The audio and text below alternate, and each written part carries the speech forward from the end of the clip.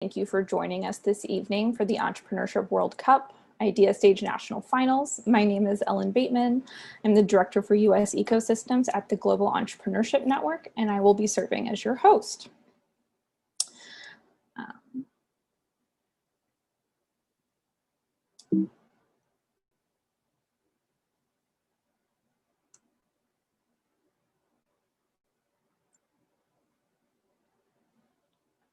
So we have 10 innovative idea stage startups who will be pitching tonight for some amazing prizes and the opportunity to move on to represent the United States at the global finals.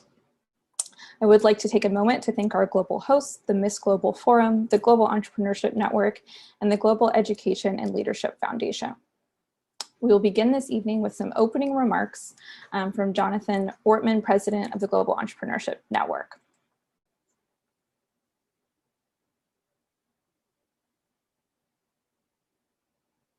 Hi, welcome to the Entrepreneurship World Cup, hosted by the Miss Global Forum, the Global Entrepreneurship Network, and the Global Education and Leadership Foundation. And of course, most importantly, all of you, the national hosts around the world that have made this extraordinary competition possible. As you may be aware, we have 160,000 entrants this year, which is a testament to all the pivoting going on for the pandemic with our founders, our startups, our small businesses, our entrepreneurs, everybody trying to figure out better ways of doing things in the light of a global crisis. We're very proud to say that 198 countries are participating, and that of course we have an extraordinary volume of ideas and talent assembled here at this important moment in history. You know, the EWC is not just a pitch competition. As you all know, we're just as focused on those of you who do not win as we are on our winners. We're particularly proud of the fact that we give everybody access to EWC Accelerate, which is a virtual training and mentorship platform.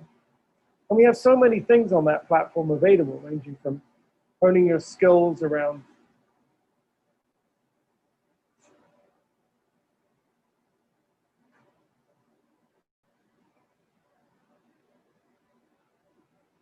Hi, welcome to the Entrepreneurship worth of perks that people have downloaded and take advantage of, thanks to the kindness of people like Google Cloud, HubSpot, Stripe, and others who've made available some of these resources in kind to all of you. You know, I think each of you get access to up to $25,000 in these perks. Now, of course, all our national winners will advance to the next stage. And they'll actually have the opportunity to participate in Accelerate 2, which is a virtual structured accelerator, which is designed to help each of them make it into the EWC 100, which is essentially the top 100 startups out of the 160,000 that applied, who will join the global finals in October. Of course, this Accelerate 2 is not a requirement, it's not mandatory, but it accepts unless you're an early stage startup. But we encourage all of you, all of the entrants of the Entrepreneurship World Cup, to make it through the finals and take advantage of this. 80% did last time. Top 4 finalists last time were all ones that went through Accelerate 2. And that we hope that it's certainly something that you'll look and say there's nothing to lose participating in this and increasing my chances of winning in October. But most importantly, I want to be able to say to all of you, I hope that you'll look at this competition as a way to test your grit, to understand that being an entrepreneur is about conducting an experiment, figuring out new ways of doing things, you collect data, and in this virtual circle of innovation, you improve your ideas. So stay with us, whether it's the Miss Global Forum, TDELF, or the Global Entrepreneurship Network. We're really here to help you succeed. Competition is really our momentum, our energy. It's about helping us to prepare and engage and get some discipline around what we're doing, but we're really here to help you all succeed. You know, I'll end with just a very important note, and that is to remind you that you all hold a very special place in the world at this time. You know, entrepreneurs, perhaps more than any other group of people on the planet, have a degree of comfort with uncertainty, with lack of predictability, with crisis. Because when someone comes in and completely changes the rules across the planet, entrepreneurs are very courageous.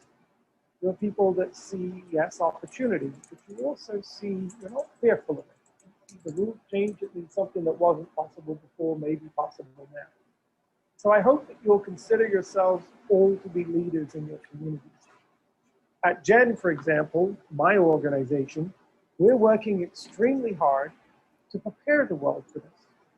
Most importantly, with the Entrepreneurship World Cup in these next few weeks, where we'll try to get everybody innovating, pivoting for the pandemic, come up with 160,000 new ways that we can make things work in the future in this new economy that will be empty. And then in November of 2020, we're challenging every nation on the planet to celebrate Global Entrepreneurship Week, which is essentially a way of saying, you already get the power of entrepreneurship. Reach out in your communities to those that don't. Let's try to get more citizens in each of our countries being started. More citizens thinking there's got to be better ways of doing things, taking the initiative, being part of solutions, coming up with ways to help not just themselves, but their fellow citizens. So I hope that you'll get involved in Global Entrepreneurship Week. It's happening already in 177 countries, and we hope to have more signed up soon. And then, of course, at GEN, we're also leading up to everybody returning for a Global Entrepreneurship Congress, for which you're all invited. Go to vc.co. And this is where we will have a variety of virtual programs leading up to a finale that will allow us to all together work hard, figure out what is going to be the future of our economies and what is the role of entrepreneurs. I think you've all heard it many, many times before. You're valued in your society because almost all the net new jobs come from firms less than 5 years old. Big companies in environments like this tend to shed jobs, whereas new firms tend to grow and create jobs. You're extremely important in an area where most of our communities are suffering from high rates of unemployment. So we hope that through the Entrepreneurship World Cup and some of the other things that Jen and our partners are trying to do here, that you'll consider yourself to be part of the solution.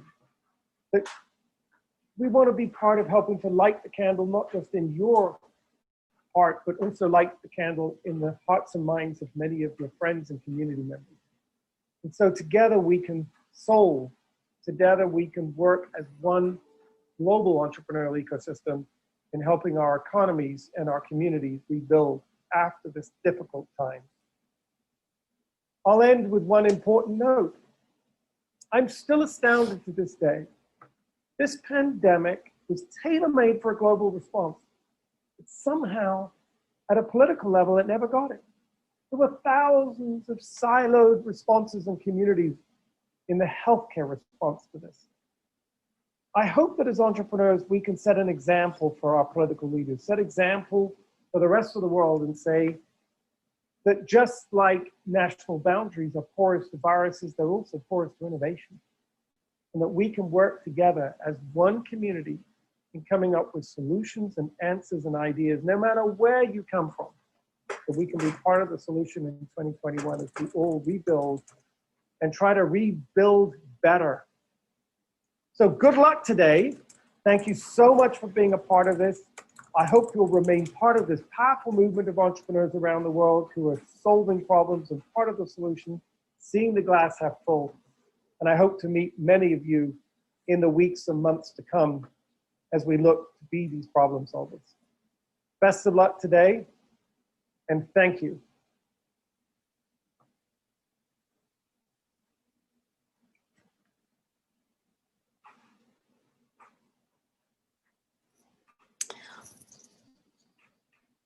Well, thanks everyone. And those words from Jonathan. We are going to take a moment to fix the live stream. Are we all set? Okay, we're all set on the live stream. So we want to thank Jonathan for those words. And as he mentioned, now more than ever, We need to provide support to entrepreneurs who are creating innovative solutions to global challenges.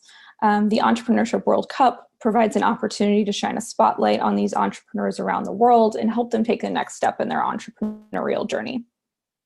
This year, we received 175,000 applications from 200 countries, and all of those applicants received world-class mentorship and training. Through this competition, applicants are elevated on the global stage, as well as their national stage, and they have the opportunity to move on to be one of the 100 companies competing at the global finals for life-changing cash and in-kind prizes. So tonight's winner will move on to the global finals and receive more than $800,000 in in-kind prizes.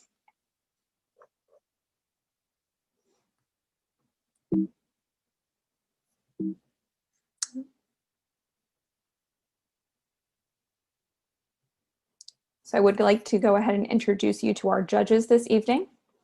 We have Jeff Hoffman, Chairman of the Global Entrepreneurship Network, Donna Harris, CEO of Builders and Backers and General Partner at 1776 Ventures, Andy Stow, Managing Director at Silicon Valley Bank.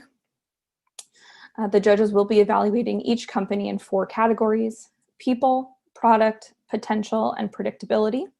They will select 1 winner and 1 runner-up. And before the pitches begin, I would like to remind everyone how it will work. Each startups will have 3 minutes to pitch and 2 minutes for Q&A. The audience will have the ability to rate the companies as they pitch and post comments in the chat box. So first up, we have Transfoam LLC. So Transfoam, you can go ahead and unmute your mic and share your screen when you are ready. Hi, can everybody hear me? Yes. Awesome. So let me do this and that. Oh, that's the wrong share.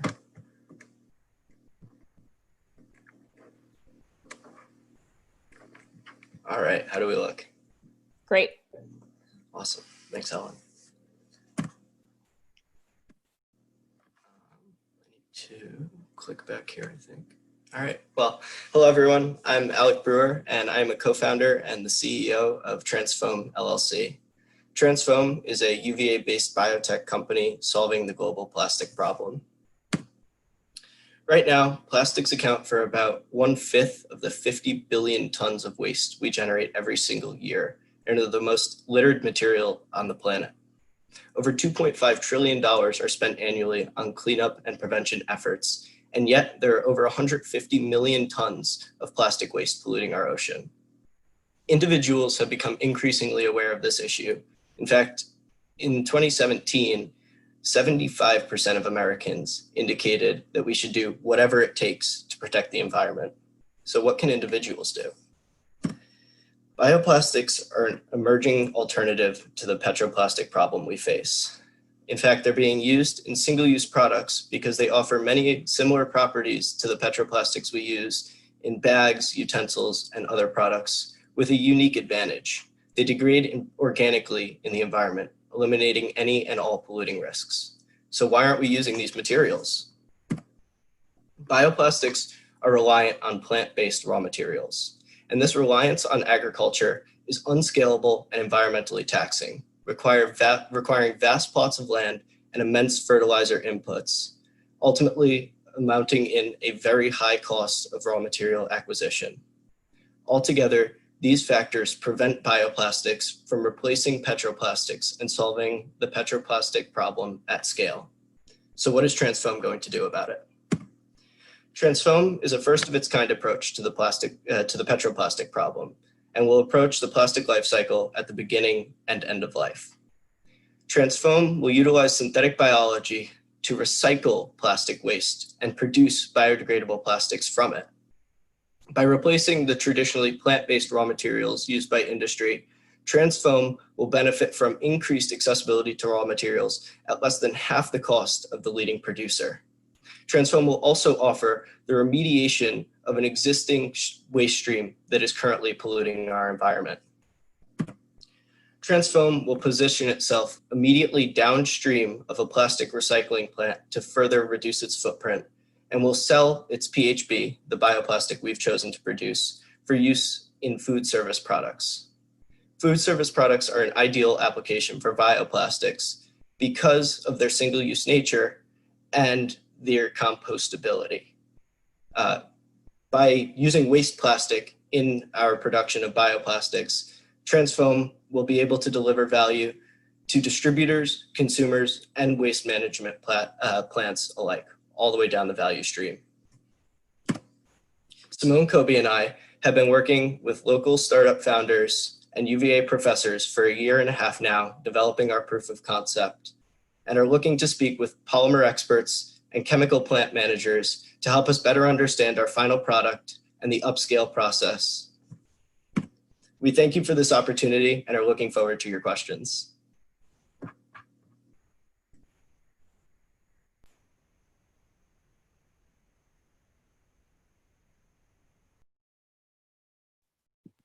Should I stop sharing now? Ellen, are we supposed to ask the questions or just experience awkward silence? All right, Alec, this is Jeff Hoffman. I'm going to ask a question because I'm not a big fan of the awkward silence.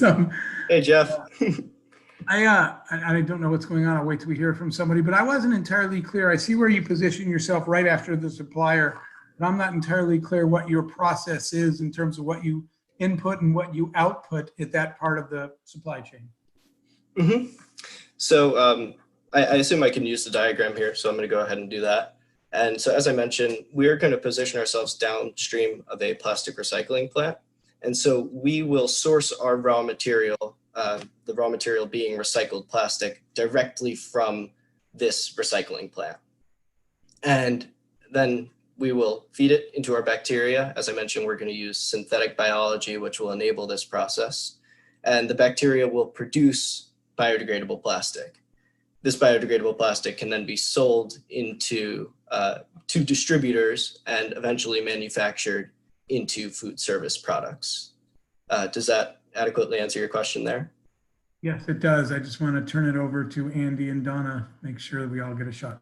Yeah, and judges, you can turn your video on. Sorry about that. I was having audio issues. Alec, thanks. I just wondered if you could address some of the economics of this in terms of how large you see this getting as you're thinking about how much you would be either paying to receive the recycled material or your costs or what you would be selling it for. Can you give us a sense of what you know now and what the unknowns still are?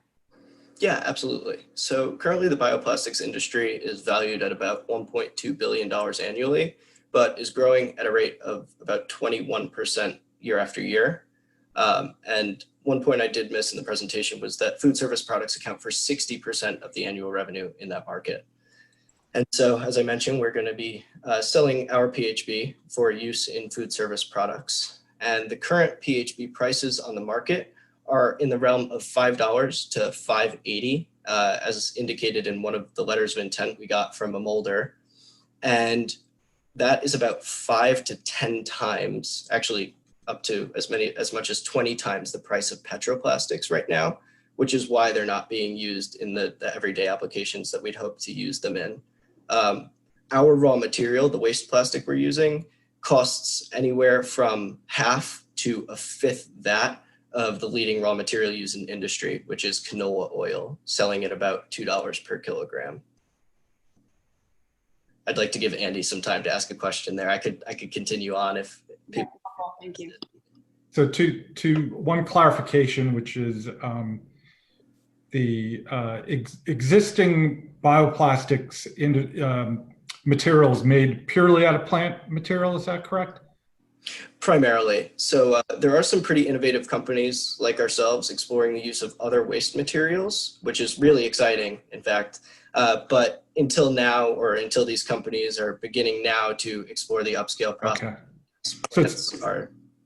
So it's a combination of the biomaterial plus the recycled plastic. That's your unique proposition, I guess. And then do the downstream from you, do the bioplastic molders and distributors, do they need to do anything different when receiving your materials, or is it exactly the same? So just for clarification, we will only use waste plastic. We won't use any plant materials, which is where our real advantage lies. And then downstream, no, because many sustainable molders and manufacturers have cropped up in the wake of the consumer demand that has existed or grown over the last couple of years, they will not need to switch too many processes. And then specifically when you get into actually replacing petroplastics, bioplastics, as I mentioned, have very similar properties, and some of those properties are mechanical, but especially their thermal properties will enable them to be heated and cooled in a very similar and controlled manner to plastics you're very familiar using, like polypropylene and polyethylene. That's an excellent question. Thank you, Andy. Thanks. Okay, thank you, Alec. You can end your video and turn your mic off, but thank you very much for your pitch. Thank you. Next up, we have Careweather Technologies. Patrick, do you want to go ahead and share your screen? Yep. Everyone seeing that? Yes. Visible now? Okay. Yep. Mm-hmm. Great. I'm Patrick. I'm the CEO of Careweather, and we're building the world's smallest weather satellites so we can measure the weather at times and places where forecasters are currently blind. Last fall, Dorian became unexpectedly the strongest hurricane to ever strike the Bahamas. It caught Adrian and his son AJ in deep water. Adrian lifted his son onto their roof, but before he could pull himself up, hurricane winds knocked AJ into the water, and Adrian never found him. Hurricane warnings are only given a day in advance because forecasters don't have enough data over the ocean. Planes, ships, buoys, and even current satellites are too few and far between. Forecasters really need the real-time global coverage that comes from fleets of many satellites. But the trouble is that currently weather satellites cost as much as fighter jets. And they're missing this tectonic shift that has made every other form of satellite more than 1,000 times cheaper. I should know because as a student, I raised $1 million from NASA to start an entire space program at my university. I led a team of 60 other students. We built 2 satellites, and those satellites are going to space this year. And since the beginning of this year at Careweather, we've iterated on that satellite design rapidly many times to make it smaller, cheaper, and more reliable. And our first satellite is going to space at the beginning of next year. Now we're upgrading that satellite with a radar weather sensor, a radar wind sensor, to make the world's smallest weather satellite. So today, $5 million can only buy you a tiny fraction of a weather satellite, but next year, it'll buy us a fleet of 50 satellites capable of mapping global wind over the entire ocean every hour and giving forecasters and scientists the data that they crave. They make up an $18 billion market, and we already have 3 letters of interest in that market, and we expect to grow to 130 million in ARR by year 5 with an 80% profit margin. But there's a bigger need here. Due to climate change, the cost of extreme weather to the United States is rapidly rising. And now it's $150 billion every year, according to NOAA. That cost impacts vast financial sectors like analytics, insurance, and trading. And we're the team to take on these opportunities.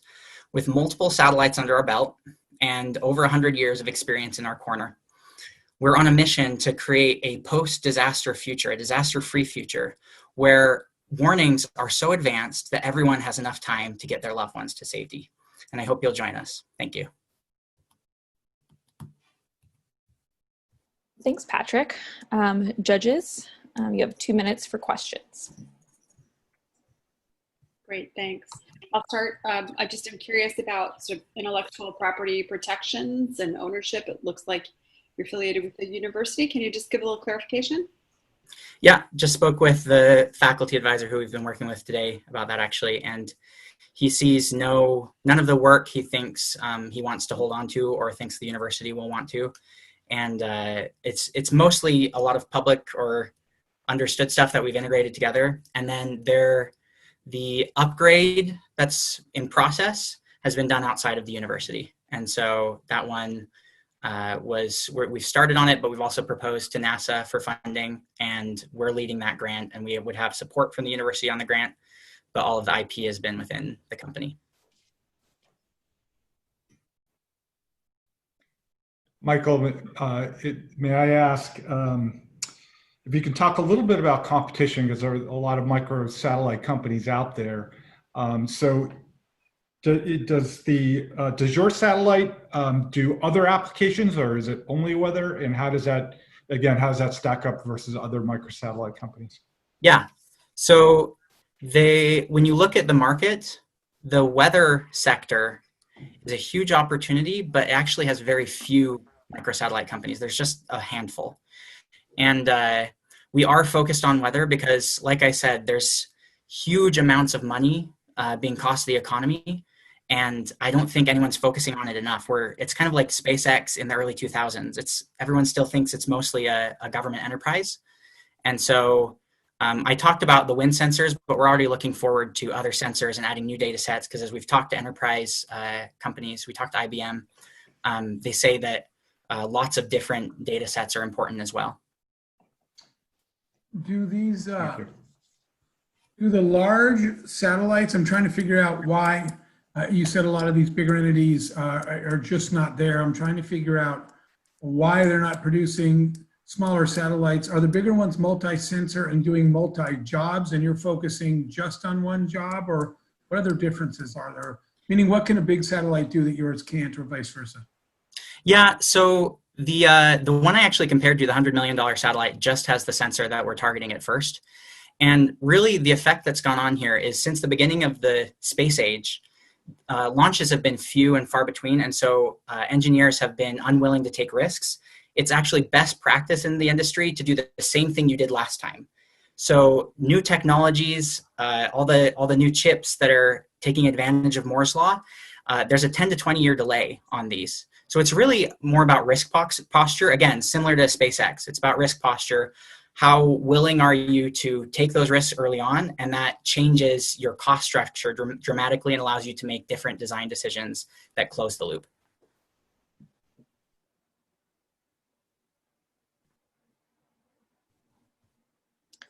Great. Well, thank you, Patrick. Great pitch. Thanks. So you can turn off your mic. Yep. Thank you. So next up, we have Remora Robotics. So Zach, do you want to share your screen? And then we can get started there. Yes.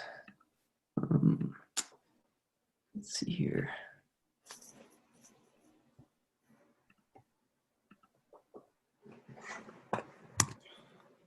Does everything look okay? Looks great. Okay, great. Let's see. All right. Yeah, okay. So, hey everyone. My name is Zach Wodzinski, and I'm co-founder and CEO of Remora Robotics. I'm an aerospace engineer and was previously a research fellow at Auburn University. Let's see. Okay. How many of you have seen trash in a waterway? Probably all of you, right? 8 million tons of it is entering our oceans every single year. That's equivalent to one dump truck every single minute. This will eventually result in more plastic than fish in the ocean by 2050. Over 90% of this trash comes from city waterways worldwide. To give you an idea of the damage, it causes an estimated $6.6 billion to the US alone annually. So what can we do to solve this problem? We believe the solution hinges on 3 factors. An autonomous unit that does the cleaning for you, gathers data and actionable insights for your entire waterway, and it can be used for any cleanup your waterway is facing.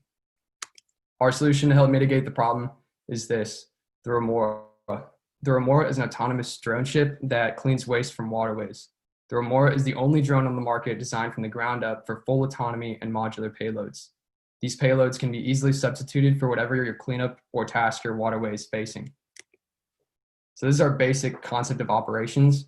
Using computer vision, it can identify waste in the water, capture the waste, and fill its waste bin until it's full. Once it is full, it returns to a GPS-marked docking hub where it can empty its waste and recharge its batteries entirely on its own.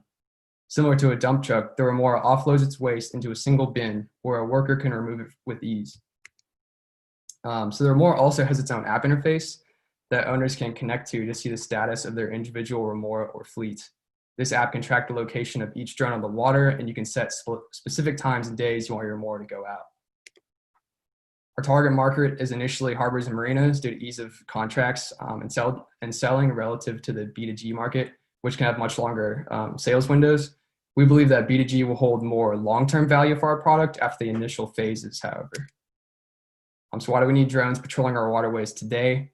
Well, ocean plastic awareness will soon rival climate change as the amount dumped increases every single year. Our advantage stems from 4 factors. Our drones are 100% autonomous. They have the capability to cover small or large tasks thanks to drone swarms. We've got more transparency with our product thanks to the app. And we can update your drone software in minutes remotely to provide better navigation and vision. Our revenue streams will primarily come from using our product as a service for a set amount of time. This allows the drones to always be in areas when they're needed most and at a low enough price point that we can target a broader target audience. Remora drones can also be purchased individually for a permanent location, and wastewater data can also be sold to cities and firms so they know exactly what, when, and where the waste was. Our team consists of 4 aerospace engineers with diverse backgrounds. And on an ending note, the Remora fish consumes the waste left over by sharks. Our Remora, on the other hand, consumes the waste left over by us. Thank you. Thanks, Zach. Judges, time for Q&A. Andy, it's your turn to go first. Okay. Thank you, Zach. Very cool. Can you give me a little bit of insight into the manufacturing process of the drones? Is this something you're doing, and are these like off-the-shelf products? Can you just give me some insights on that? Sure. So the hulls are made of fiberglass. I actually spent the last 6 weeks building them in-house. So we actually know how to do that ourselves now using a bagging method, vacuum bag. And the front docking hub, or electronics bay, is thermoformed. And we're actually talking to a manufacturer currently in Atlanta.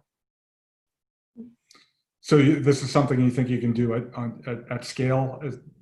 Absolutely. Yeah. Great, thank you. Zach, what are you imagining as you think about sort of total value of your customer? What's the lifetime value look like? The numbers that you present on your slide seem fairly low. What do you think the contract potential looks like when you start to get into things like B2G and some sort of longer term, larger agreements? Sure. So I think you're looking at like a couple $1,000s per drone, and each drone has about a mile radius. Most city bays and waterways have like, I don't know, anywhere from like 1 to 5 miles. And so you're looking at like 10 grand a month if you've got 5 drones. And I think cities will mainly be using them via like seasonality. So like for 3 months at a time. So it really just depends. You could be looking at anywhere from, $2,000 to $30,000 per season per city. So yeah. So can you expand on that a little bit more? Because I was trying to understand, where are these mostly inland, sort of urban rivers, or where do you anticipate the best use of these? Sure. So 90% of plastic comes from city waterways and waterways before it gets to the ocean, right? So the idea is not to use the drones in the ocean, but to use it right before it gets there. So, and more, it'll be mostly used in like estuaries, which is defined as like where the river meets the bay. It'll basically roam around these estuaries back and forth, basically before trash either gets to the ocean or beaches on land. If that answers your question. It does. Are they cleaning these manually today? Or are you anticipating cleaning a lot of places that no one even gets to? Yeah, so I mean, right now you've just got either guys going out in boats with nets, and that costs a lot of money, or like they only get volunteers out there once a year. So the idea is you've got like daily cleanup, so the trash never beaches or gets to the ocean in the first place.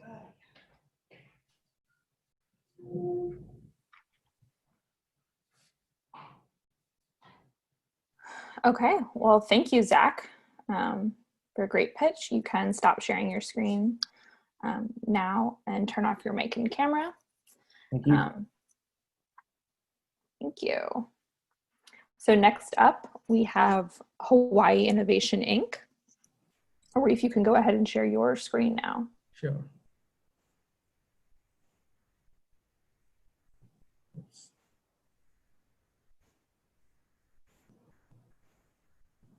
Does it look good?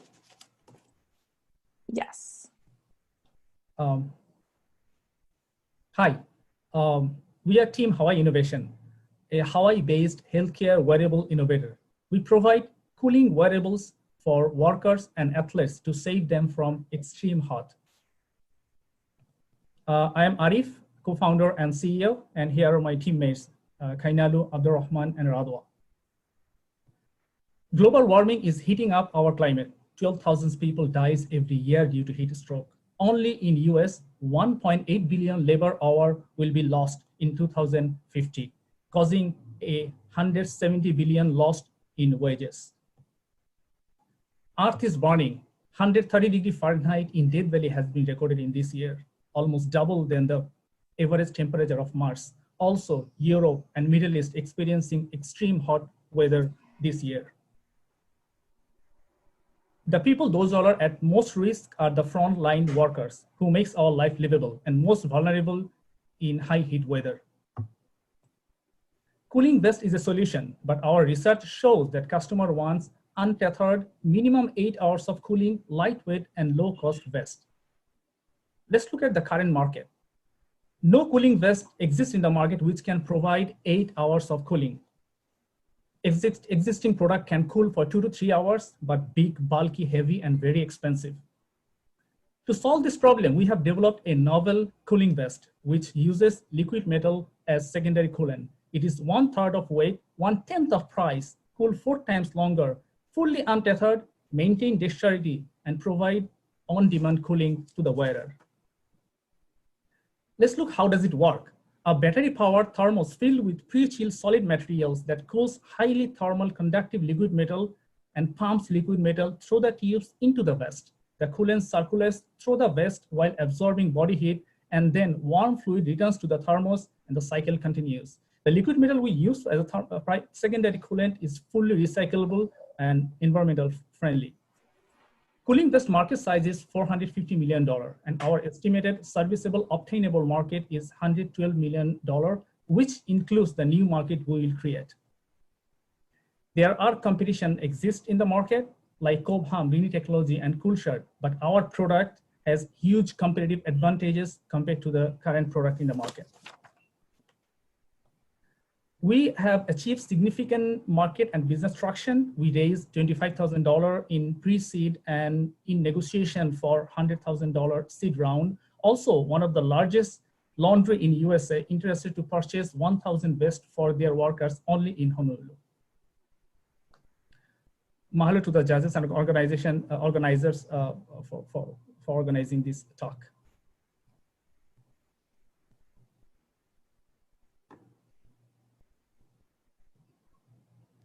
Great, thank you. Time for Q&A. Great, thank you. I'm curious if there are any dangers or potential risks to the metal that's being cooled. No, so the metal we are using is a gallium alloy named Galveston. This is completely safe.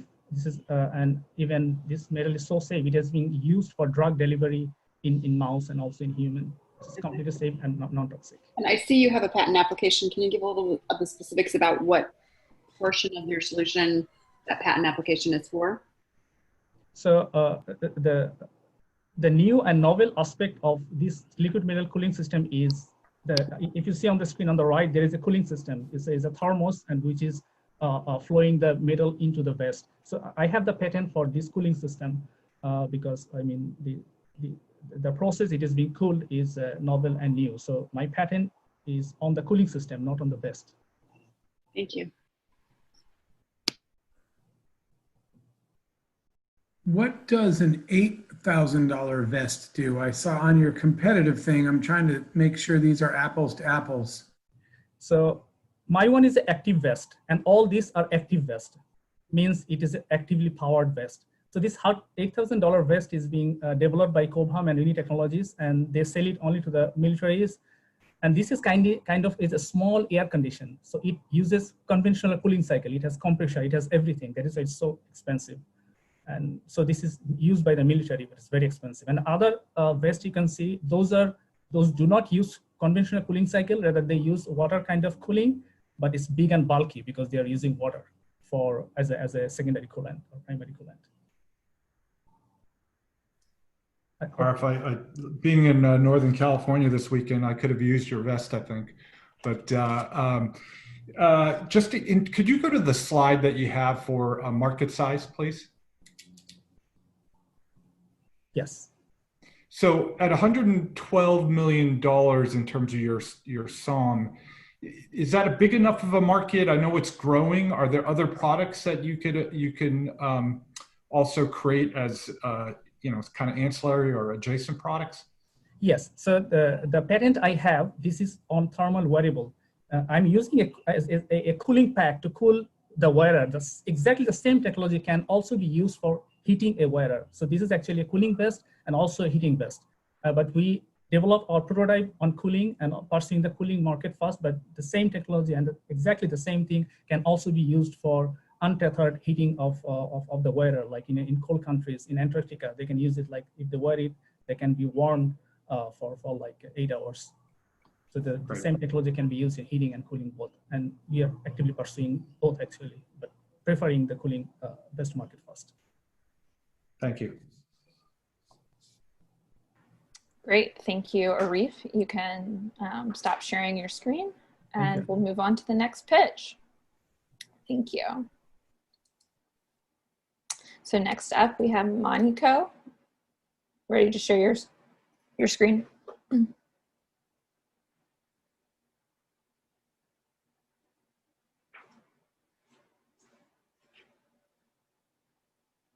Great, you can start when you're ready. Hello everyone, my name is Saida, and I am the founder of Moniko. I'm one of the 48 million people in the United States who have a hearing disability. Not so long ago, I was visiting my aunt, and I was the girl who was sitting in the corner.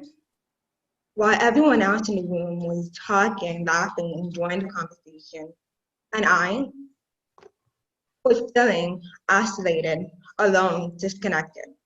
I was joining, but they're not perfect. I tried to utilize one of the live transcription apps I had on my phone to help me be part of the conversation. Sadly, it didn't work for me. It was transcribing everything that was happening in the room. I didn't know who was saying what. Therefore, Moniko's deliver a live transcription app that helps people with hearing disability like me doing an in-person group conversation. The app is able to separate each speaker and transcribe what they're saying in different colors to help a deaf person identify who is saying what. In a loud environment, our customer may use our microphone transmitter to improve the accuracy of the transcription. Our microphone transmitter comes with 2 additional mics for extra speakers. We also have a feature called Sound Alert. That's when our user wear the microphone transmitter on all the time and tell the app to make the microphone transmitter to notify them about specific sound in their environment. For example, they can tell the app to make the microphone transmitter to vibrate 2 times whenever someone calls out their name, or to keep flashing whenever a baby cries in a room. We have an MVP for our product, and we also have a patent. Our product users are deaf and hard of hearing adults in the United States, and our buyers are people with hearing disabilities in the relationship. Our MVP was built as a web app. Our final product will be launched as a mobile app. Users will have 2 options: to use our products for free or to sign up for a monthly subscription. Our microphone transmitter will be sold directly on our website and will advertise on both deaf community, social media, and general social media. We participate in deaf community trade shows, general trade shows. We use farm marketing and do business with audiologists and connect with deaf and hard of hearing organizations. Now I'd like to go back to the story that I told you guys at the beginning. How many of you want to be that person in the room feeling disconnected from the world around you? No one would, right? For that reason, I'd like to invite all of you to join us in advocating for communication accessibility and deliver a life-saving technology to make communication accessible for everyone. Thank you. Thank you very much. Now, judges, we will be typing your questions. So please speak slowly so that Sneha can type them as accurately as possible. Thank you. So my question, do you need to buy the microphone to be able to use the app? Do you have to acquire both of those items, the app and the microphone? And then do you have to place the microphone somewhere centrally to be able to hear the voices or to determine location?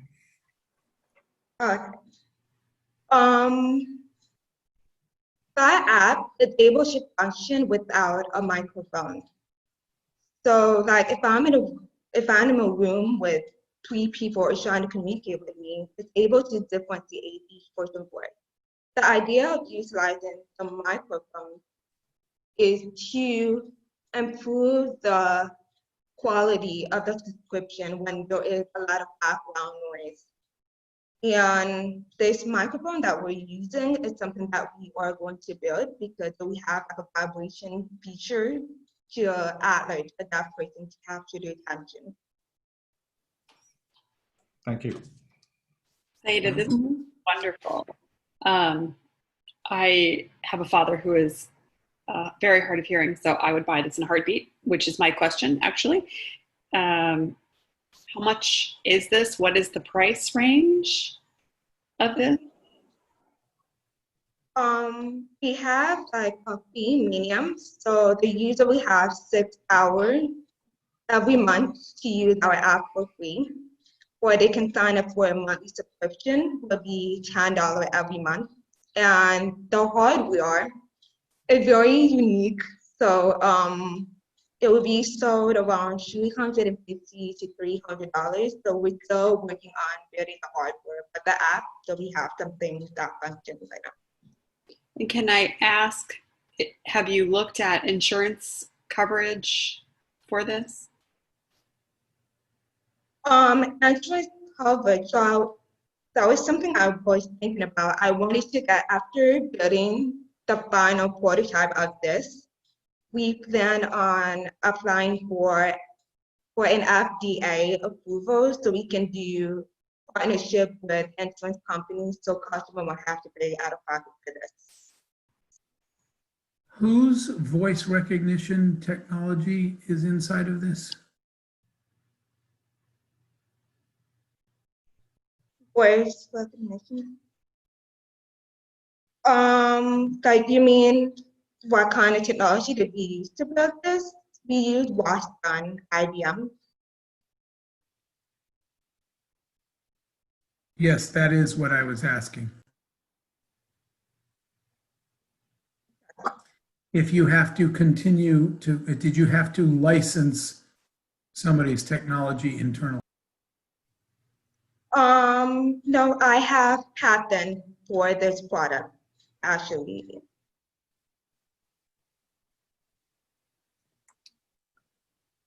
Great. That's our own intellectual property we have been granted. Okay. Well, thank you. That is all of the time we have for that, but thank you. So you can stop sharing your screen, Okay. and we will move on to the next pitch. So next we have Aloe Vr Llc. You can begin sharing your screen and begin your pitch when you're ready. Hi everyone, just one moment.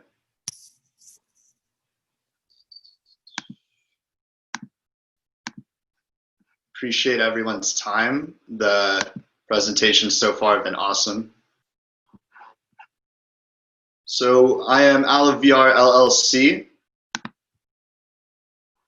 I am the founder and the managing member.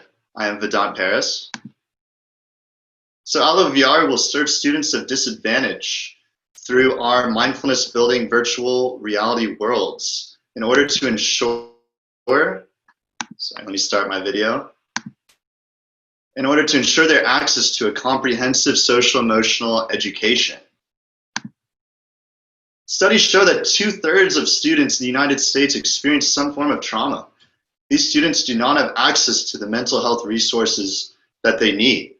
We are solving the problems of one, students' day-to-day lack of access to social-emotional learning, SEL resources, and schools lack access to rehabilitative classroom management tools. Our solution is to support students in building those self-care tools and self-esteem through ethical engagements with our trauma-informed mindfulness virtual reality program. Research does state that mindfulness can assist in providing greater mental stability and an improved facility for self-regulation. Now, this is how it all works. A virtual reality experience, first iteration coming September 30th, will simulate 4 regions or altitudes of Peru. Each altitude stands as a different difficulty level and cluster of skills differentiated for the student. For example, in our Amazon River Basin level, you can learn research-based joy and play lessons from the Pink River dolphin.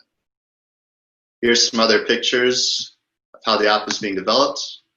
We have hockey stick potential all while serving the community.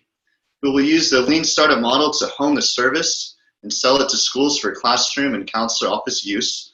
That will include the Oculus hardware and our developed software. Parents can also download the app for their children from Oculus marketplaces for home use. We will also adapt for mobile devices. Market validation and size. All kids are required to go to school. Principals are interested in decreasing teacher turnover and increasing standardized test scores, and this product has the potential to ameliorate both issues. Marketing plan. Nothing out there stands virtual reality program strictly for students in their SEL progress. That specific niche will be the focus, and I can add more details to that in the question phase. Closing thoughts. Together we can create a better present for our students, as they deserve rapid and disruptive positive change now. Thank you. Thank you. Judges, you may begin your Q&A.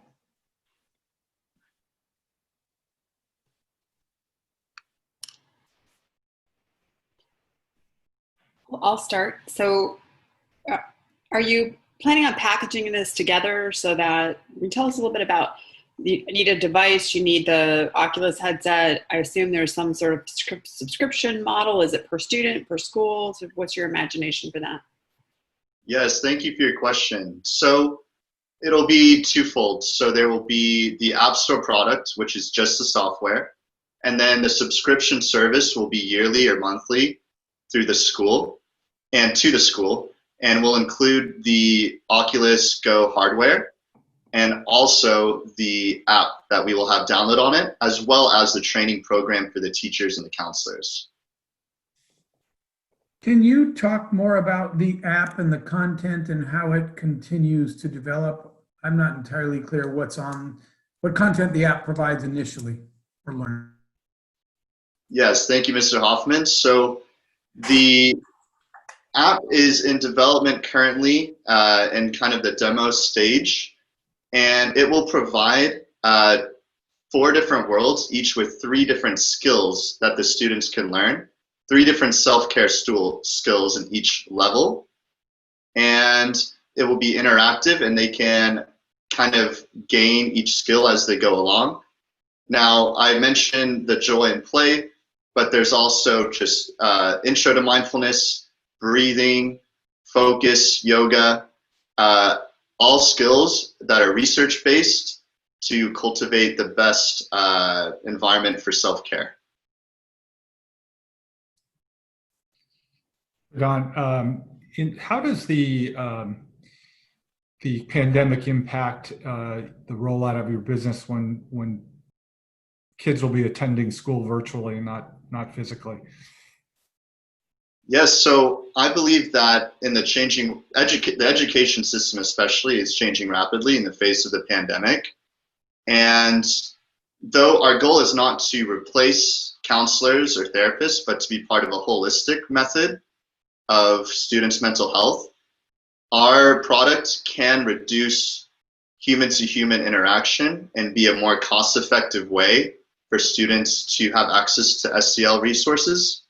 And it can be a more easily disinfected and more easily controlled way of interaction. And also, it's a platform that we're going to have it on mobile devices as well, in addition to the virtual reality headset. So it can be downloaded straight into your households. So it doesn't necessarily need the in-person school. I hope that answers your question. Great, thank you. Yeah. Well, thank you. You can stop sharing your screen, but thank you for your pitch. It was great to hear from you. Thanks, Ellen. So up next, we have Percept Form Inc. So you may begin sharing your screen and starting your pitch when you're ready. Thanks. Hello, my name is Christopher Perceptions. I am the founder of Percept Form. And I come from the worst place for African Americans to be born in America, where I've seen with my eyes how every dollar held by white households in comparison to one of the figures that you see here, 10 cents, as well as making up 13% of the US population, and mortgages approved for African Americans are a mere 6%. Also, I've seen how African Americans trailing white counterparts in advancing education is 13%. It leads to a very desperate way of life. And my company wants to solve this by leveraging blockchain and cryptocurrency technology to be a complete answer for minorities, and believing that minorities will usher in mass adoption. We believe this because African Americans have a buying power of $1.5 trillion and are very open to cryptocurrency, 18% of which are unbanked, 75% of which have more interest in learning about crypto than roughly 40% of their white counterparts.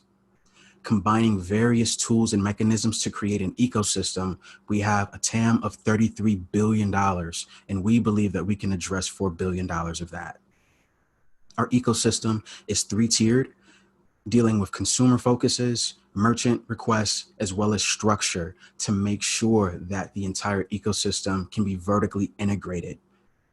And beyond an idea, we have traction. We've launched an educational course known as Simply Cryptocurrency, and it's impacted more than 3,000 people. We've also deployed our own token that's connected to it, allowing for people to not only learn, but to take part in being an owner. We're also structuring products for institutions, developing a stable coin and a blockchain that is native, and finalizing our own spot crypto exchange. Regarding real estate, we've partnered with solidblock.co, and we are tokenizing 1 mile of real estate in partnership with a Nigerian American company known as Envision Growth.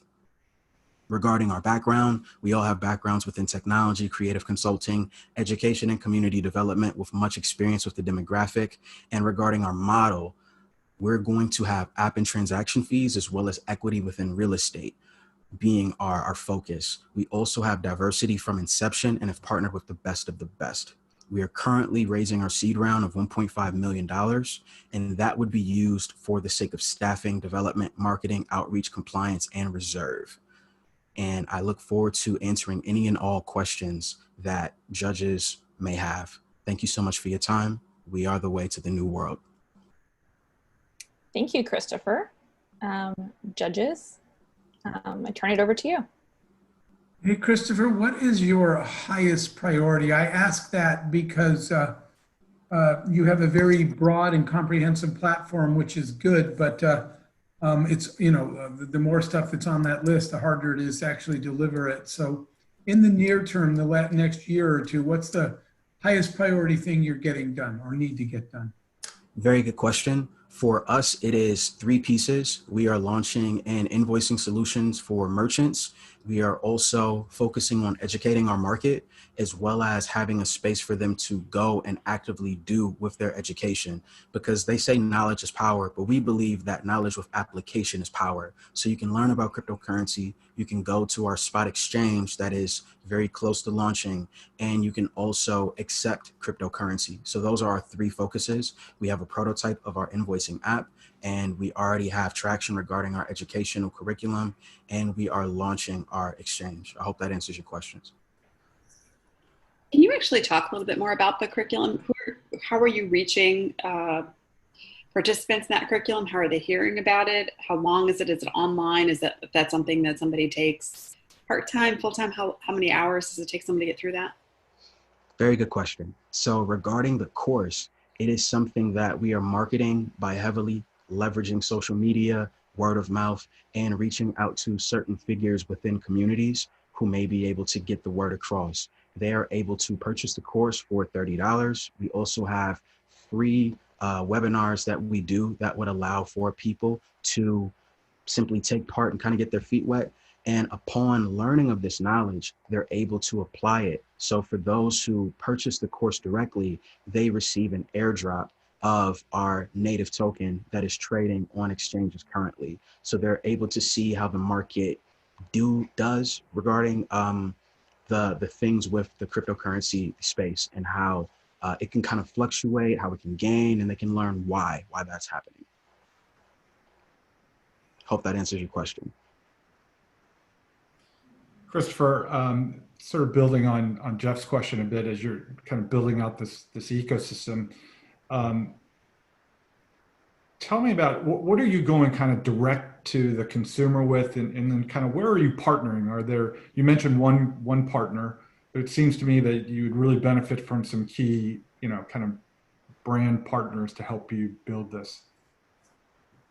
Yeah, so regarding real estate, as you mentioned, we did partner with Israel-based solidblock.co. They are the best of the best regarding developing tokenization solutions for real estate. And we have a developer who's based in our city who is able to scale and bring developments to life. Not only developments for others as it regards creating a tokenization service, but also for our own. And regarding other pieces like the depository and things of that nature, these are things that we are hiring people to go out and create with us based off of the revenues that come from the exchange. So we'll be hiring internally to make sure that our developers are good. And then upon revenue, we can hire the best of the best, or we can simply partner with people such as Silicon Valley Bank as one example regarding a depository.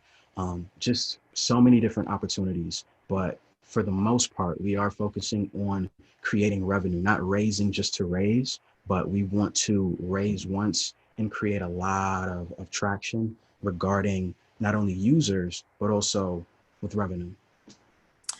Well, Christopher, thank you. That's all the time we have. Great pitch. You can stop sharing your screen now, and we'll move on to the next pitch. Crisp Hr Therapeutics, you are up next. Please feel free to share your screen and begin when you're ready. Hi. Hi. Okay, so hi, my name is Chris Ackley, and I'm the co-founder and CEO of Crisp Hr Therapeutics. And so just to give you an overview of what our company does, so we were founded with the mission to create novel genetic engineering platforms and cellular therapeutics to improve human well-being. And the main problem we're addressing right now is that first-generation CRISPR-Cas9 systems have proven quite useful for basic R&D. However, much less so for advanced genome engineering and therapeutic development, whereas both the vast majority of societal value as well as monetary value lies. And so what we've done is we've actually developed our own next generation CRISPR-based platform designed specifically for therapeutic and genome engineering, which we've called Cas9HR. And so just to give you a little bit behind the scenes, if you're not familiar with CRISPR on how it actually works, is that basically you use CRISPR to create a cut in the genome. And then there are two general things that can happen. There's this left-hand pathway here, which I've called the error-prone, and the right hand, which is the error-free. And so generally the error-prone is the one that is not particularly useful outside of specific R&D applications, whereas the error-free is much more useful for therapeutic and advanced engineering. And so the unfortunate thing that people have discovered is that human cells and other higher eukaryotes, think plants, fish, etc., are much more prone to use the error-prone pathway. And so this is something that many people have tried to solve. And so what our solution actually is that we go and we've attached something to the Cas9 protein itself that tells the cells, no, no, no, don't use the error-prone pathway, use the error-free pathway. And so we've seen this played out in our results. We see that one of the byproducts of the error-prone pathway is cell death. We see significant reductions in cell death, and we see significant increase in error-free edits. And so what this really allows us to do is that current therapeutic development is really limited by genetic engineering tools and techniques. It's not really a knowledge issue in terms of there are many disease loci that are known throughout the genome, and honestly how to fix them. It's purely that there isn't a tool that can really do it well enough to be used therapeutically. And so what we're going to do now that we have this awesome platform is we're just going to prioritize indications with known genetic causes and use our platform to develop therapeutics targeting a variety of indications. And the combined value of these markets is over $100 billion, and they're all growing rapidly. Just a little bit about our team. I'm the co-founder and CEO, and my CTO is Richard Gavin. I have over 10 years experience in a variety of biological areas, and I got my PhD from NYU. Richard has over 7 years experience consulting for the life sciences in IT, and recently got his Master's of Science from Georgia Tech. That's it. I'm happy to answer any questions at this time, and thank you very much. Great, thanks, Chris. I'll turn it over to you, judges.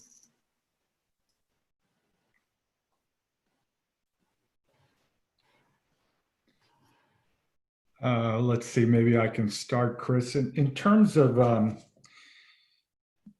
it sounds like this enhances the existing CRISPR technology. Is there does that mean anybody who is using the CRISPR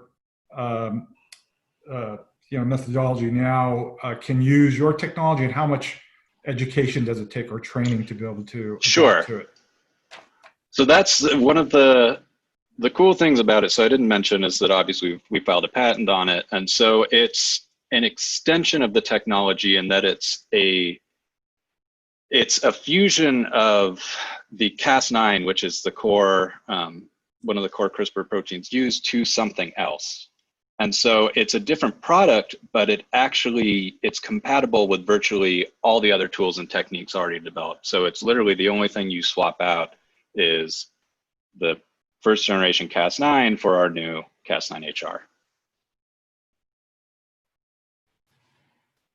So can you talk a little bit about economics? So go to market, commercialization, buyers, revenue.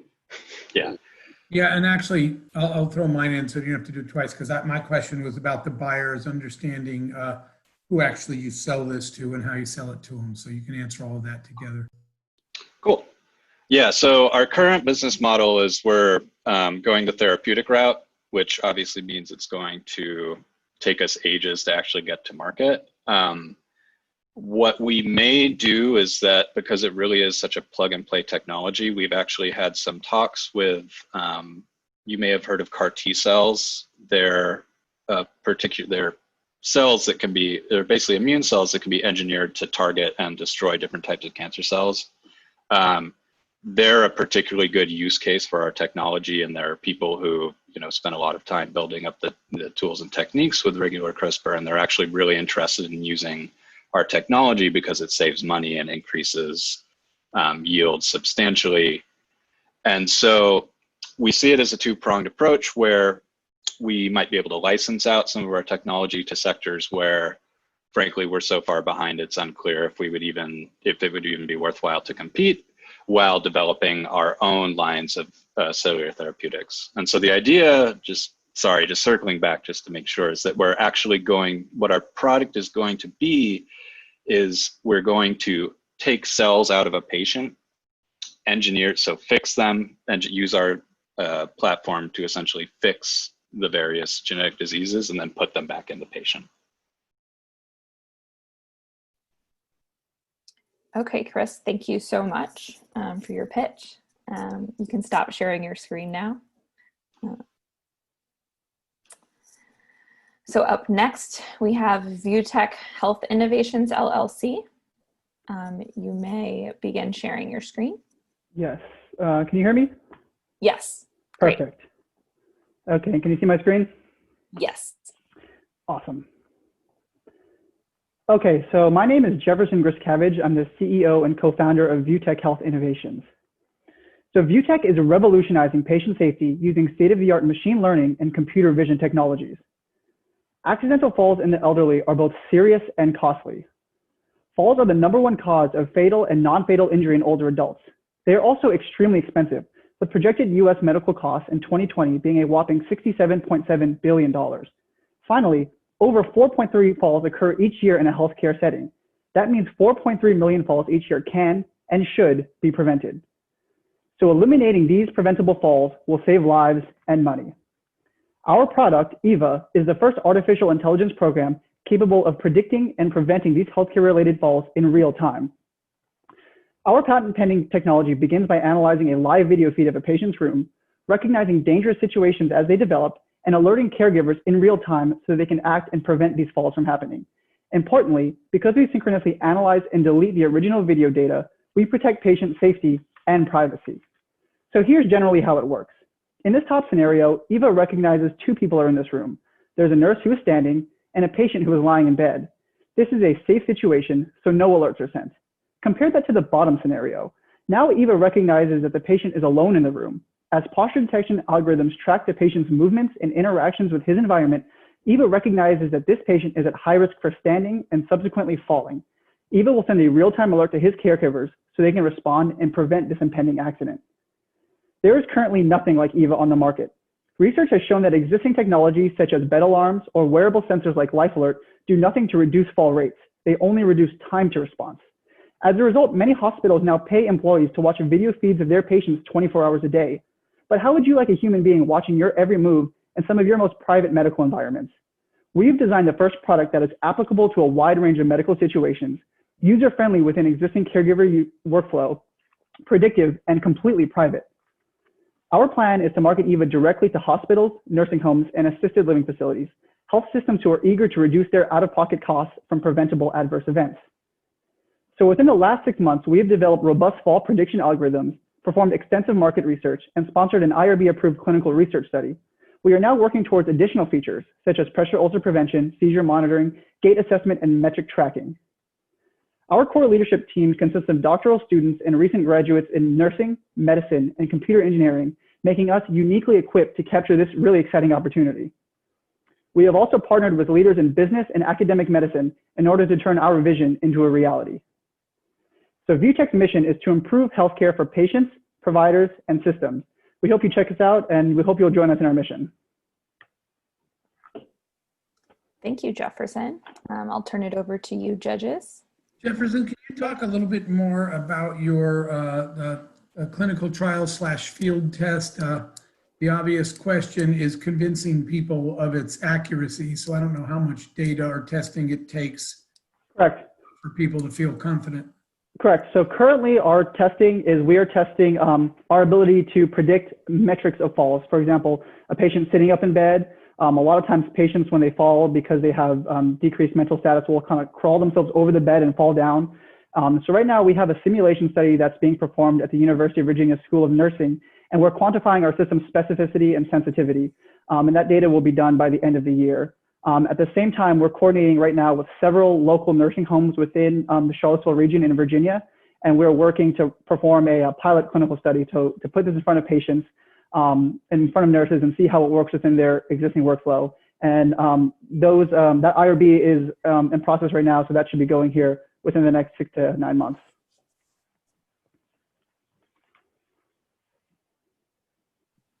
Have you contemplated home health as a market segment? Can you talk a little bit about that? I know as Sure. somebody with Sure. aging parents, aging at home, I'm curious. Correct. So that was actually a big point of discussion for us at the very beginning when we were founding this company was, do we want to market home or do we want to market hospitals? And given our background in medicine, a lot of us are medical students, we're about to graduate. We just have a lot of experience in the hospital and we have a lot of connections with hospital executives. And we think that this is the best way to scale our product and maximize cost efficiency, because instead of marketing, a $1,500, $2,000 unit to an individual family, we can link all of the rooms on a floor to a central nursing station. And so that way we can get our prices way down and cover an entire unit for just under about $5,000. So we figured that we wanted to start in health systems, kind of grow ourselves there, and then potentially pivot into home health down the road. Jefferson, in terms of the monitoring, just clarifying that it does require video. Correct. So the advantage of our system over anything that exists, because there's another company who's sort of doing what we're doing. They're taking a video, and when they sense that a fall might be happening or an accident might be happening, they will transmit that video to somebody else to actually see, is there something going on? So what we do is we take that part out, so no one ever sees the video footage. It's all processed locally through hardware. Our system will either send out a binary, yes, everything's okay, or B, there's potential for an adverse event. And so that way, no one is actually seeing this video. And after talking to a lot of nurses and a lot of patients, we've discovered that they are much more comfortable with this versus, like I said, some other technologies will have somebody physically watching the camera feed, which is, invasive, especially in hospitals and nursing homes. Great, thank you. Yep. Well, thank you, Jefferson. Okay. Time's up. But great pitch, great job. Thank you everyone. You can turn off your video now. And we have our final pitch of the evening. We have Clixus LLC up now. So Cordy, you can go ahead and turn on your camera and begin your presentation when you're ready.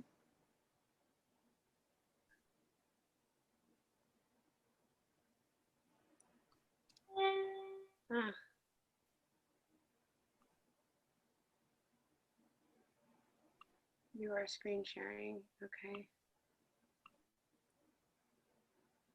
Hi, my name is Cordy McGee. I am the founder and CEO of Clix. Clix mobile business card technology gives clients confidence in CRM data.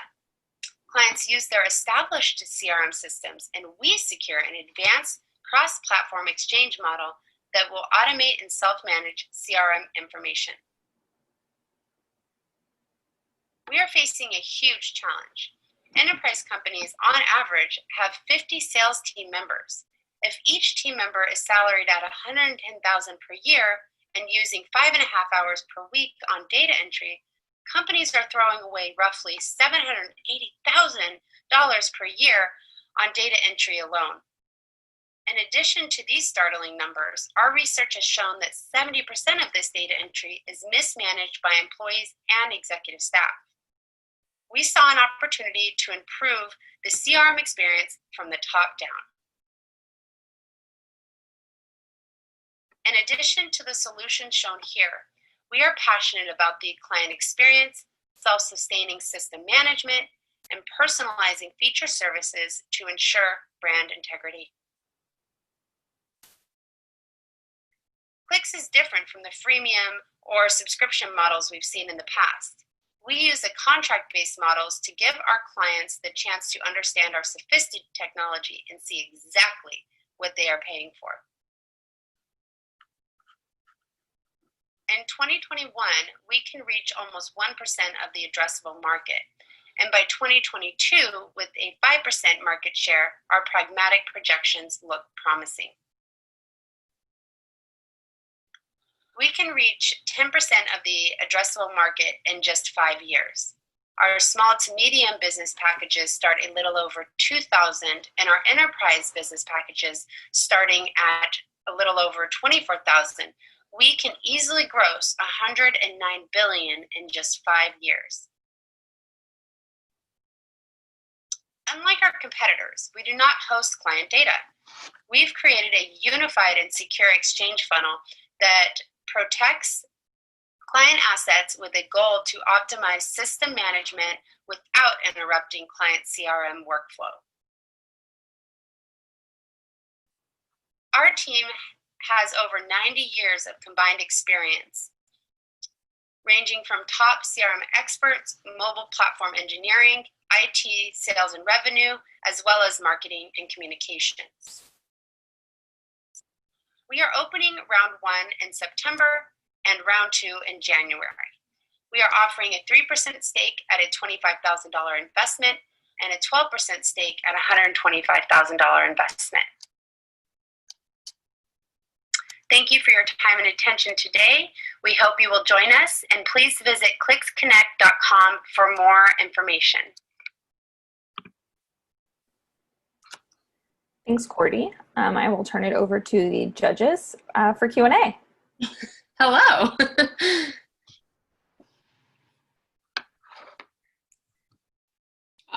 I'll start. Hi, Donna. Thank you. Could you just help? Are you looking to, would a company replace a HubSpot and Salesforce with your product? Does it sit alongside those products? Help me understand how these things fit together. Absolutely. So what we are is we're sitting on a hook basis API. And so we work with their already in place system. So if they use HubSpot, if they use, Pipedrive, whatever it may be, and we can hook an API, and our technology is secured behind their corporate firewall. And so what that means is when two people may be using opposing, CRM systems, and they use their digital business card, that information is then translated through our Active Directory with each company and does an automated profile of information. Does that answer your question? Yes. I guess what I'm trying to get to is the core use case. Mm-hmm. If I'm a small business, what am I not able to do in my current CRM system that would then lead me to spend the money for an additional tool as well? Yeah, that's the part I was not entirely clear on. That was my question as well. Yes. So our key KPI, our lead KPI, is actually the 5.5 hours sales and development teams are spending per week. That's costing companies a lot of money. We are only 80 cents per user, and a user case would be helping the sales and reps teams develop better information, better data statistics, for the corporation to pull and work on their micromanaging marketing strategy, work on a lot of the data they're trying to pull, because 70% of the data currently sitting in CRM systems, and what we see on average is that it is dead data. So companies like, Salesforce and everything are charging companies for more and more storage. I mean, that's really essentially their business model. Hate to say that. So what we are helping companies do is take advantage of the investment they've made in their CRM database. That's why we're not trying to replace their CRM database. So we want to, again, help them, maximize their investments, help them have clearer data, and what we do is flag the data going in so that they know it remains active. And are you, Cordy, does that compete against a functionality that the CRM providers would already have in their, for Salesforce, for example? Or is this a functionality that they don't have at all that you're providing?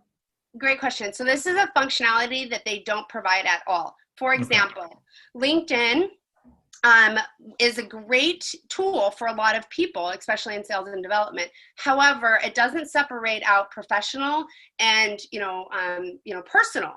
And then you have to manually translate all of that to a company CRM, leaving our 5.5 hours.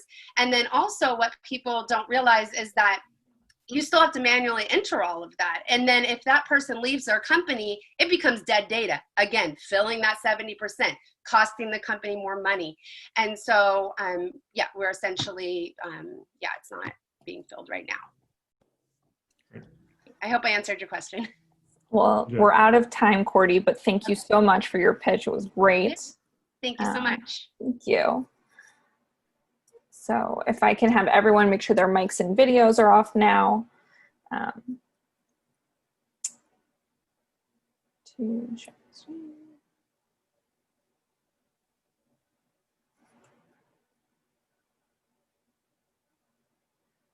Oh. Well, startups, thank you so much for presenting to us today. I know the judges will have some tough choices to make. The judges will now go to deliberate and select a winner and a runner-up. Judges, I will shortly enter you into a breakout room so that you can deliberate. And during that time, we will have a panel moderated by Stefan Recke, founder of GenSpace, and he'll be joined by Brandon Seifert, global ambassador and co-founder of GenSpace, and Todd Lemley, partner and advisor at Blackstone Entrepreneurs Network. Stefan, Brandon, and Todd, you can go ahead and turn on your videos and your mics. And Stefan, I will turn it over to you. Thank you so much. Great. Well, thanks, Ellen. Thanks for the opportunity to moderate this panel. We have some exciting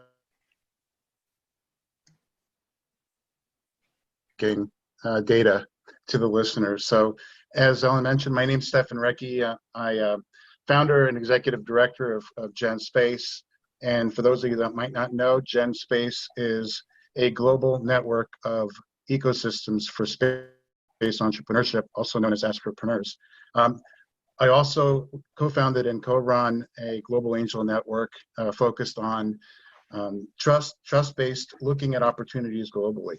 So I have the great pleasure of having both Brandon and Todd join, and hopefully while the judges deliberate, we'll get you inside their heads to help them share with you some of their motivations and maybe some key secrets that they can give you. So why don't I ask both of you, so Brandon and Todd, so Brandon, if you wanted to go first, do a short, quick introduction to set the stage. Sure. Hey, yeah. Thanks for having me here with everybody today, Stefan. I always love being on a panel or anything with you. Todd, great to meet you as well. Yeah, so quick introduction on myself. I got started actually in the world of science. So I studied astrophysics in my undergraduate career at University of Colorado at Boulder with the goal of hopefully one day becoming an astronaut, and quickly learned that I was not going to continue on to get a PhD or 5, as is sometimes required by NASA to be an astronaut. But still wanted to go to space and fight the good fight for space exploration, and had to think about how I could keep doing that. And I was lucky enough to be in Colorado, which just happens to be one of the hottest places in the world for space startups and commercial space exploration. So I learned about entrepreneurship, and all from the perspective of entrepreneurship and how you can be an entrepreneurial space explorer. And so I started volunteering with ecosystem building and investors and communities and startups, and moved as the first employee into a startup or first day after I graduated with my undergrad, worked for a bunch of startups, learned a lot, became close with a lot of people, founded or co-founded my own startup. And now I spend my time helping founders build new companies, helping investors move their capital. Really anybody interested in entrepreneurial space exploration, I support where I can. Thanks, Brandon.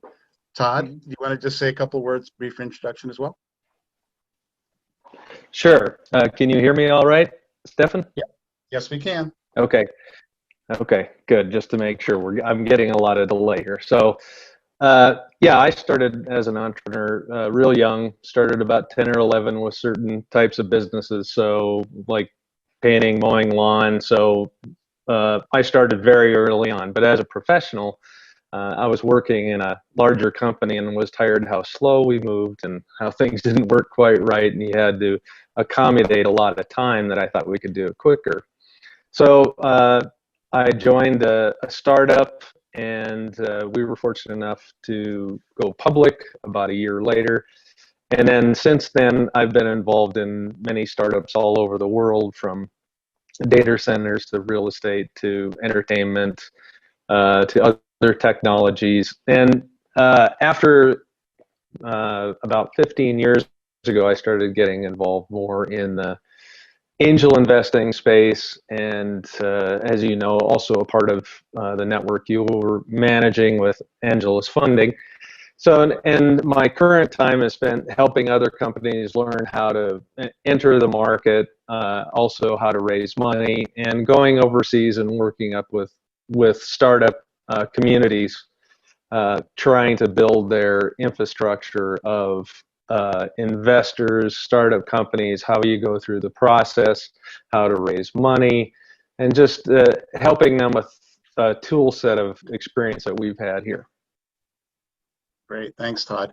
So maybe we can, I know you probably mentioned it, both of you, but Todd, maybe what motivated you to become an entrepreneur? And maybe what can you share with the audience about that motivation, and maybe to inspire them to also whether mimic, amplify, or find their own inspiration?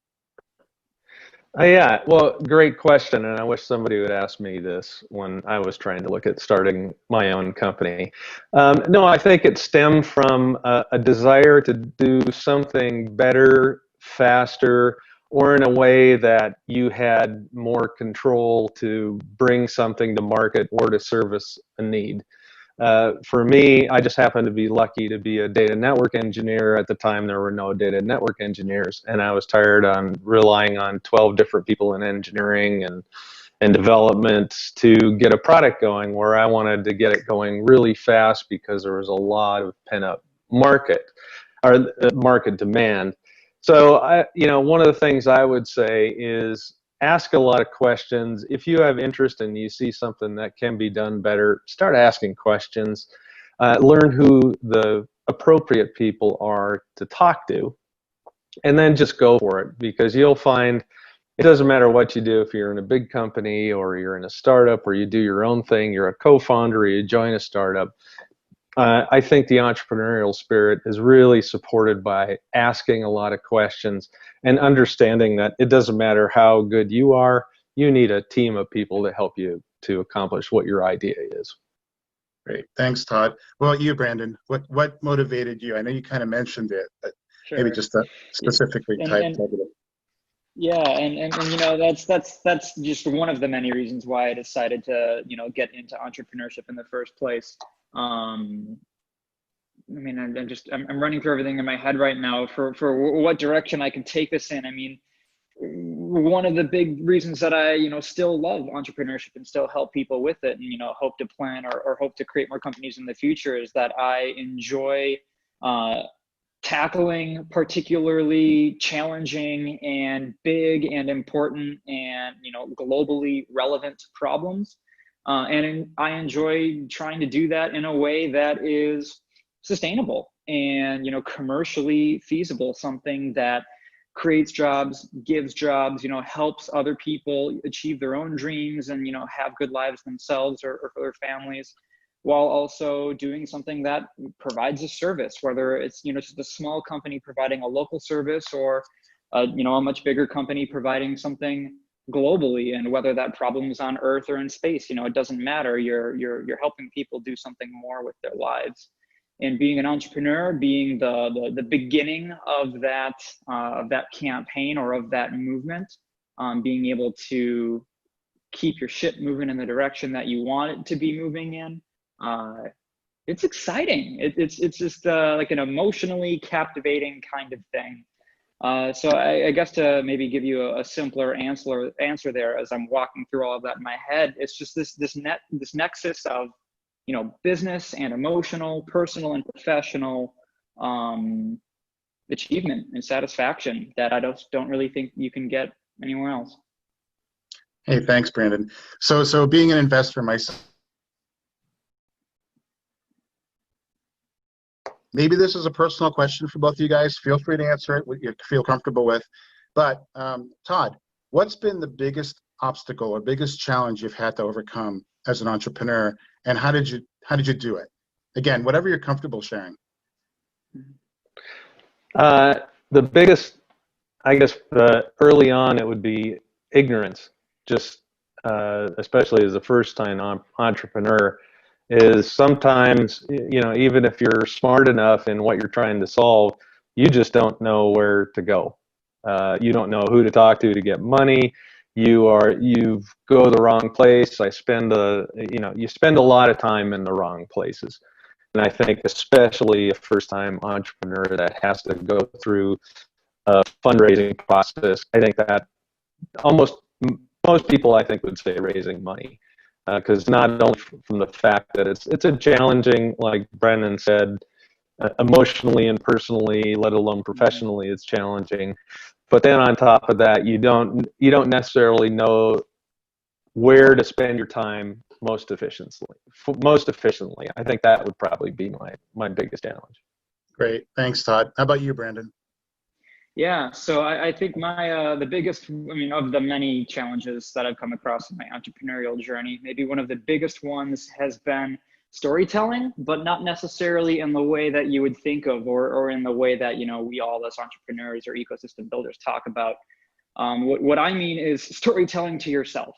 The problem that I had particularly with the most recent company that I founded was that I was so personally and professionally invested into the venture and what we were doing and the team and the problem and the solution that we were trying to propose and the network we were building and the people we wanted to hire. It was just, it couldn't fail because I didn't want it to fail, because if it failed, I failed. And if I failed, well, then what the hell was I doing? Why was I there? And so I, threw up some roadblocks, and I started telling myself stories to tell myself what I wanted to hear, to be able to keep myself going and to keep my team going and to, keep other supporters that I had around me going as well. And I ended up, digging myself into a hole. I caused a lot of problems for a lot of other people. And, although things are still continuing and, things recover, it's fine.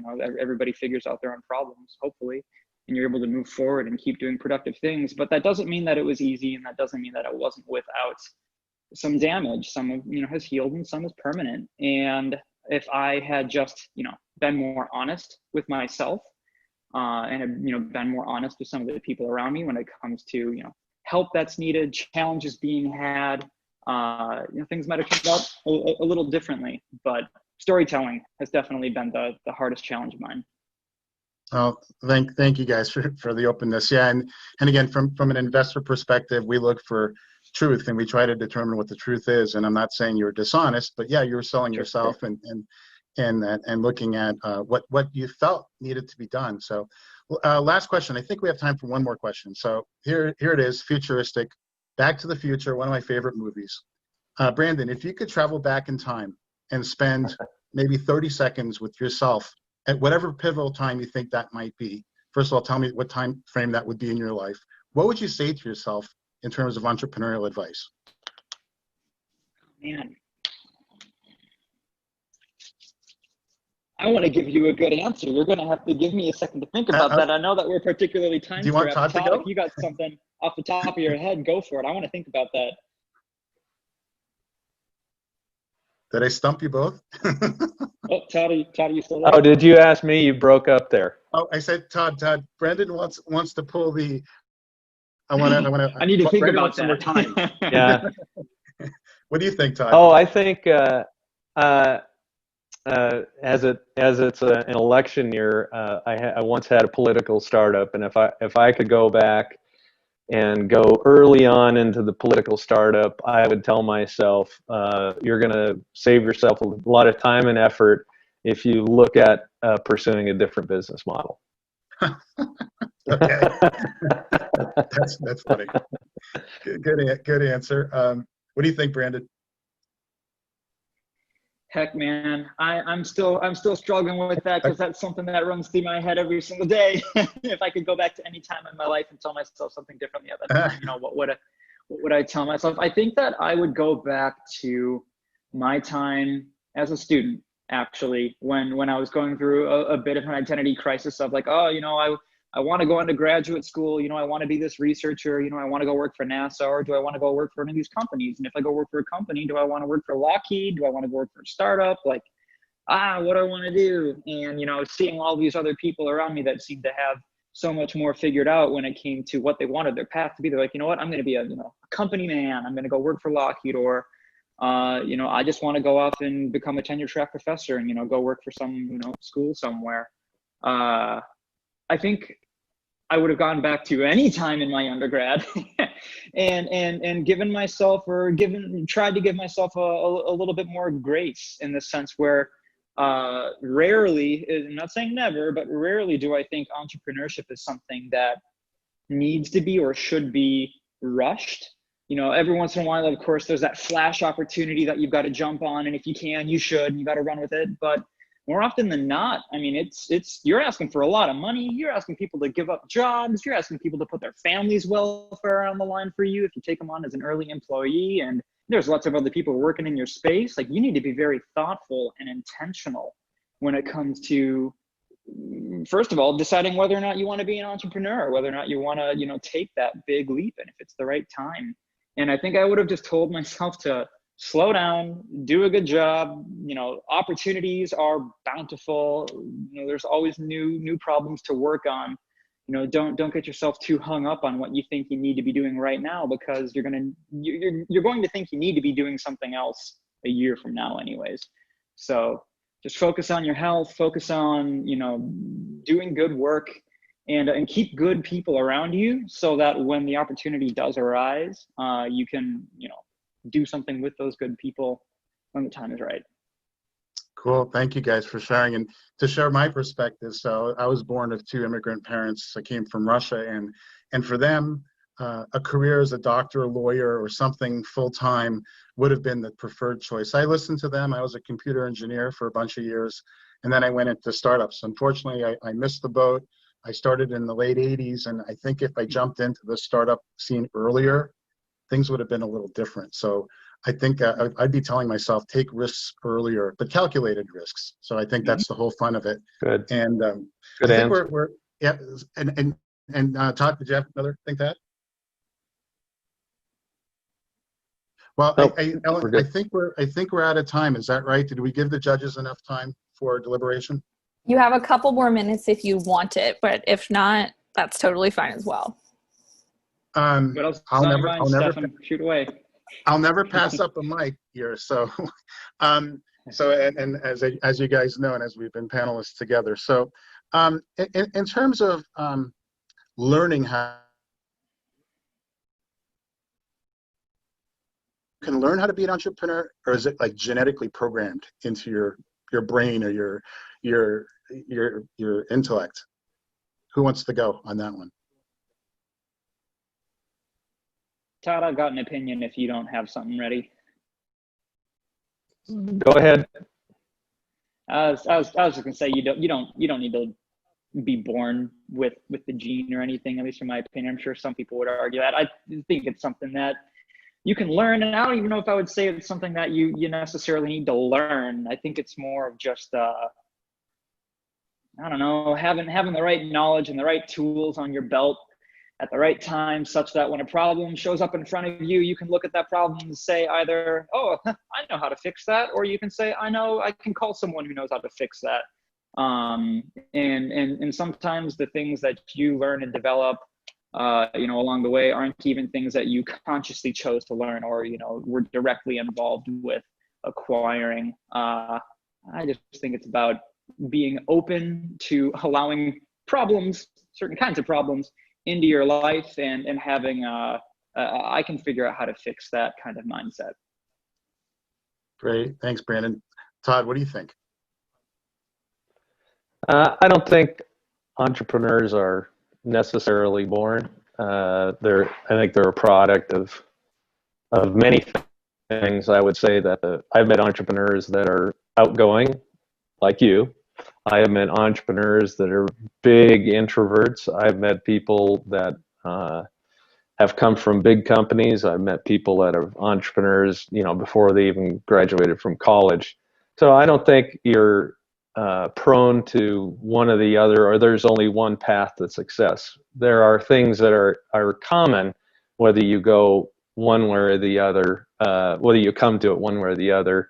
But I do believe that not everybody is cut out to be an entrepreneur, which I know is not quite your question.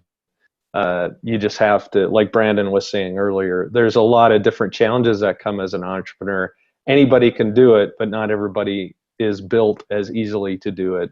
Has some that have certain characteristics, like you got to be almost bullheaded to get some things done at times, and you have resources that you've gathered from elsewhere versus, let's say, if you're a manager in a company. So, but I don't think you're born with it.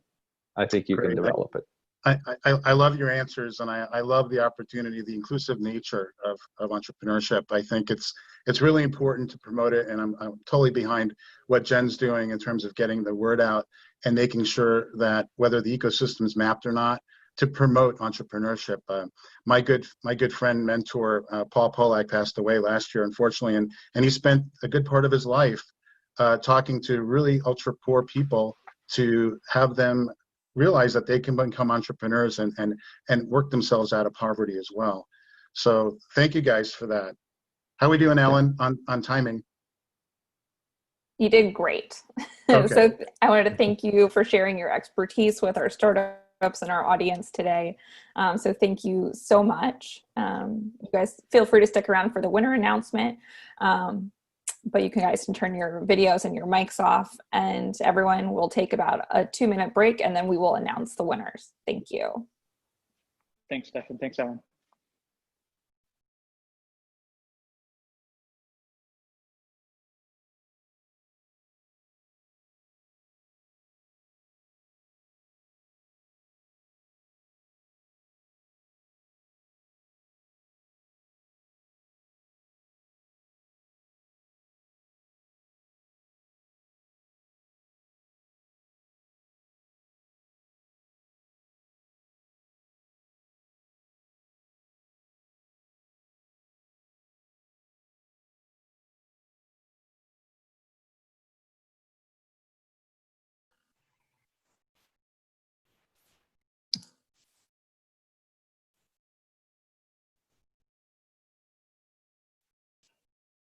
Hi, judges. Welcome back. We will be making the announcement momentarily. Thank you.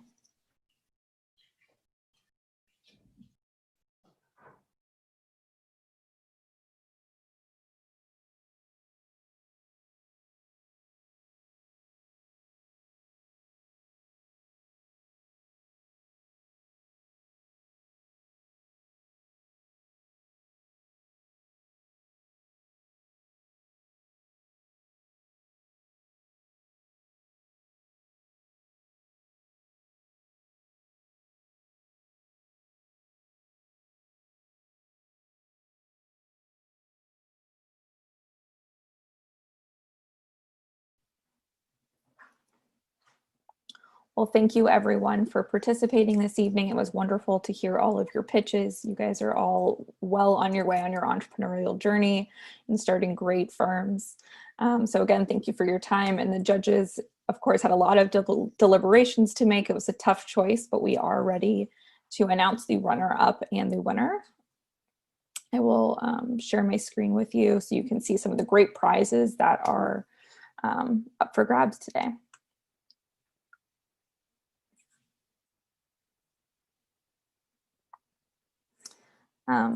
So the judges have selected a winner, and we will proceed with the announcement and the prize presentation, but I would like to take a moment to thank our prize partners, the Global Entrepreneurship Network, SeedSpot, TechCrunch, and the International Workplace Group.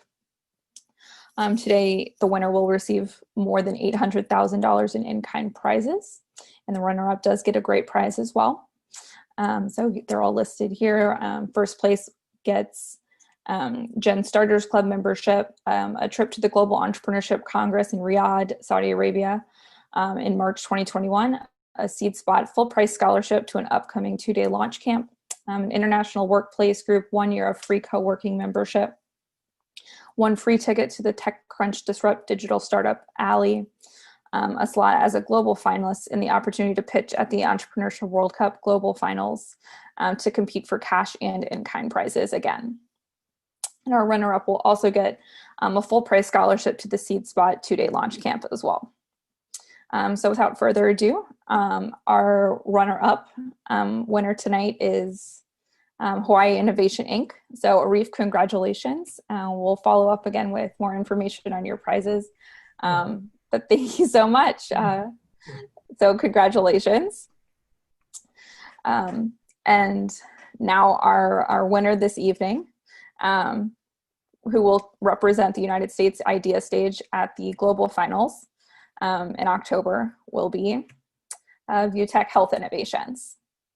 So congratulations. Jefferson, you did a great job. Really, really great pitch. So I want to thank you again for participating this evening and participating in the national finals. I do want to remind you that tomorrow night, the finals for the United States early and growth stages are occurring. So if you'd like to tune in and see some other pitches from the United States and who else will be joining you at the global finals representing the US, I encourage you to do so. You can also watch competitions from other countries, see other competitors and innovative ideas from around the globe. So I encourage you to do so. But again, thank you for attending and have a great night, everyone. Thank you so much. Ellen, this is Courtney. I have a quick question. Can we participate again? Sure, absolutely. Really? Oh, awesome. Next year, feel free to apply. Absolutely. All right. Thank you. Thank you. Bye. Bye.